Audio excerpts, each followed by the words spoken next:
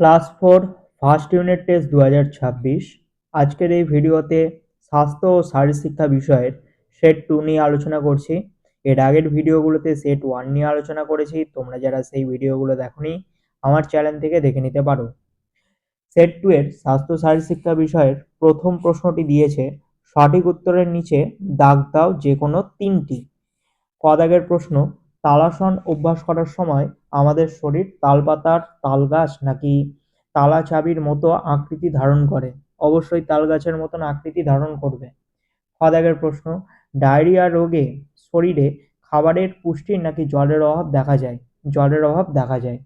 গ দাগের প্রশ্ন, যাদের গোড়ালিতে, মেরুদণ্ডে, হাতের আঙ্গুলে ব্যথা আছে তাদের অর্ধকুর্মাসন অভ্যাস করা উচিত নয়। উত্তরটা হবে মেরুদণ্ডতে। ঘ দাগের প্রশ্ন, একটি শিশুর কৃমি হলে তার সঙ্গে তার মাকে, বাবাকে নাকি পরিবারের সকলকে ঔষধ খাওয়ানো উচিত? পরিবারের সকলকে ঔষধ খাওয়ানো উচিত। 2 দাগের প্রশ্ন, সঠিক বাক্যের পাশে টিক এবং ভুল প্রশ্নের পাশে হচ্ছে ক্রস চিহ্ন দাও। 2 এর ক, যাদের চর্ম শুষ্ক তারা ক্রিম ব্যবহার করবে, এটা হচ্ছে ঠিক হবে। খ দাগের প্রশ্ন, আঞ্জনি একটি কানের রোগ, এটা ভুল। গ দাগের প্রশ্ন দিয়েছে, ডায়রিয়া রোগে বারে বারে পাতলা পায়খানা হয়, এটাও ঠিক। নেক্সট 3 দাগের একটি বাক্যে উত্তর দাও যে কোনো 3টি। 3 এর ক, কানে খোল জমলে আমাদের কি সমস্যা হয়? আওয়াজ শুনতে অসুবিধা হয়।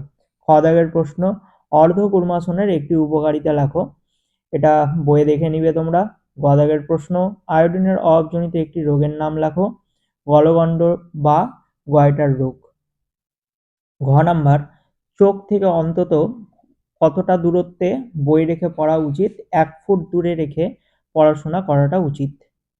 এরপর 4 দাগের প্রশ্ন দিয়েছে, প্রাথমিক চিকিৎসার উদ্দেশ্য কি? প্রাথমিক চিকিৎসার উদ্দেশ্য হলো ডাক্তার বা হাসপাতালে যাওয়ার আগে আহত ব্যক্তিকে তাড়াতাড়ি সেবা দিয়ে জীবন বাঁচানো, অবস্থার অবনতি রোধ করা এবং যন্ত্রণা কমানো।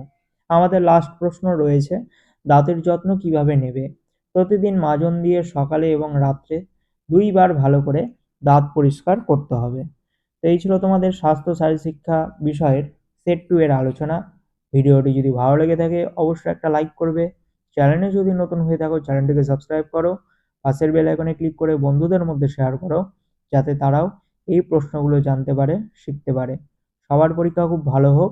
All the best.